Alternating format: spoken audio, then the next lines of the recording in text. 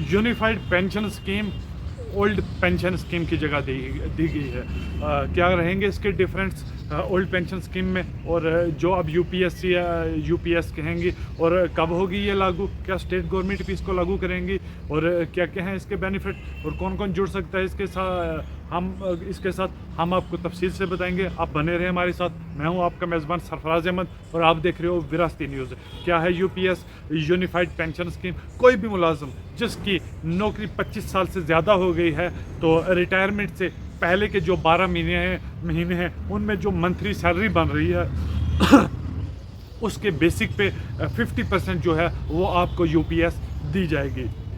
और इसमें 25 साल से जो कम है उनके बेसिक के हिसाब से उनको सैलरी दी जाएगी। और इसी तरीके से 10 साल से अगर कोई कम है तो मिनिमम 10,000 रुपये जो है पेंशन जो है वो फिक्स की गई है। और इसी तरीके से अगर इनमें उनका कोई परिजन, उनका कोई जो पेंशनर है, अगर कोई इंसान मर जाता है तो उसके परिजनों को, उसके घर वालों को इसकी पेंशन का 60% जो है वो हिस्सा दिया जाएगा। पहले हम समझते हैं क्या डिफरेंस है न्यू पेंशन स्कीम में और यूपीएस जो यूनिफाइड पेंशन स्कीम है और ओल्ड पेंशन स्कीम है। मोटा माटा वो अगर आपको बताएं तो ओल्ड पेंशन स्कीम में एक मोटा सा डिफरेंस था, वो ये था कि पेंशनर को, मुलाजिम को अपनी सैलरी में से कुछ नहीं देना पड़ता था, और बाकी अगर बाकी जो है वो सेम है इसमें और यूनिफाइड पेंशन स्कीम में और ओल्ड पेंशन स्कीम में, यानी आपको मंथली सैलरी, मंथली पेंशन जो है वो दी जाएगी। और बाकी एक एक यकसानियत इसमें और एनपीएस में वो ये है, ये एनपीएस के तर्ज पे ही रहेगी और एनपीएस भी इसमें रहेगी। और अगर कोई उसके साथ जाना चाहे तो एनपीएस के साथ ही रह सका है, और यूपीएस में आना चाहे तो यूपीएस में आ सकता है। बाकी आपको बताते चलें कि यूपीएस में आपको भी एनपीएस की तरह ही 10% जो है अपनी सैलरी का जो गवर्नमेंट को देना पड़ता है वो इसमें भी देंगे। और इसी तरीके से पहले जो एनपीएस में गवर्नमेंट अपनी तरफ से 10% देती थी, उसके बाद 14% की बात हुई, 14% देती थी, और इसी तरीके से इस बार गवर्नमेंट उनको 18% गवर्नमेंट की, सेंट्रल गवर्नमेंट अपनी तरफ से देगी। और बाकी जो है वो एनपीएस की तर्ज पे ही रहेगा। अगर कोई एनपीएस के साथ रहना चाहे तो रह सकता है, यूपीएस में अगर कोई आना चाहे तो यूपीएस में भी आ सकता है। ये हो गए मोटे माटे डिफरेंस। और क्या ये लागू कब होगी? लागू होने की जो तारीख है वो 1 अप्रैल 2025 दी गई है। और इसी तरीके से कौन कौन जुड़ सकता है इसके साथ? कोई भी मुलाजिम जो 2000, जैसे 2004 में जब न्यू पेंशन स्कीम आई थी, 2004 के बाद 2025 तक कोई भी मुलाजिम जो रिटायर हो सकता है, होगा या हो गया है, वो इसके साथ जुड़ सकते हैं। और इसी तरीके से जो 2025 तक जो इंसान भी रिटायर होंगे या पहले जो रिटायर हो गए हैं और उन्होंने न्यू पेंशन स्कीम में से जो उनको फंड मिला था उसमें से कुछ पैसा खर्च भी अगर कर लिया है तो सरकार उसका मोटा मोटा आंकड़ा, वो जो अकाउंट्स का हिसाब है, अकाउंट्स का हिसाब करके जो बाकी है वो इस स्कीम के अंतर्गत उसको भी लाया जाएगा। इस स्कीम में वो भी आ सकता है।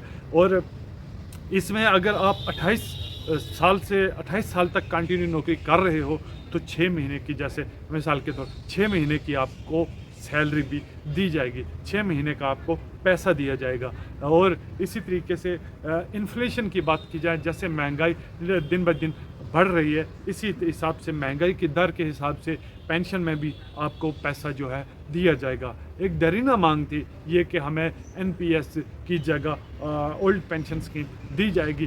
पलटवार करते हुए, कांग्रेस पे पलटवार करते हुए बीजेपी ने ये इल्ज़ाम लगाया कि कांग्रेस ने कुछ स्टेट में न्यू पेंशन स्कीम का दिलासा दिया और रिटर्न्स में भी, कागज पत्र में भी हो गई, लेकिन आज तक वो लागू नहीं हुई। इसीलिए इसी तरीके से और उसके अपोजिट बीजेपी सरकार ने 2025 1 अप्रैल जो है वो इसकी डेट जो है वो फिक्स कर दी है। ये फ़र्क है कांग्रेस में और हम में। ये बीजेपी का इल्ज़ाम था कांग्रेस पे।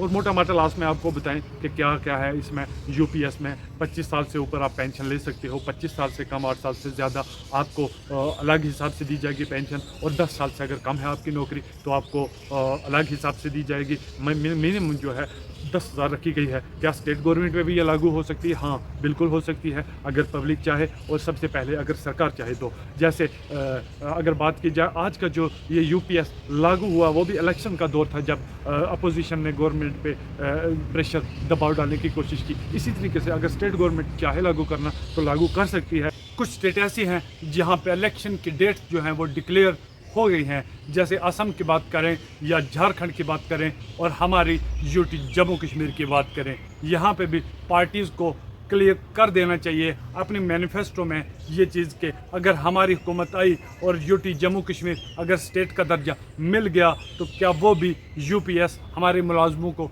देंगी कि नहीं देंगी। और पब्लिक को भी चाहिए, मुलाजमिन को भी चाहिए कि वो पार्टीज़ पे जोर दें, प्रेशराइज करें कि यूपीएस का प्रावधान जो है वो अपने मंशूर में ज़रूर करें। क्योंकि अगर बात करें सेंट्रल गवर्नमेंट की तो उन्होंने भी तब मंजूर किया जब अपोजिशन ने उनको घेरा और इलेक्शन का टाइम था, और हमारे जम्मू कश्मीर में भी इलेक्शन का टाइम चल रहा है। और कुछ बातें अगर रह गई तो ज़रूर हमें कमेंट करके हमारे सामीन को इस चीज़ से आशना करें। आप देखते रहें विरासती न्यूज़। मैं हूँ आपका मेज़बान सरफराज अहमद।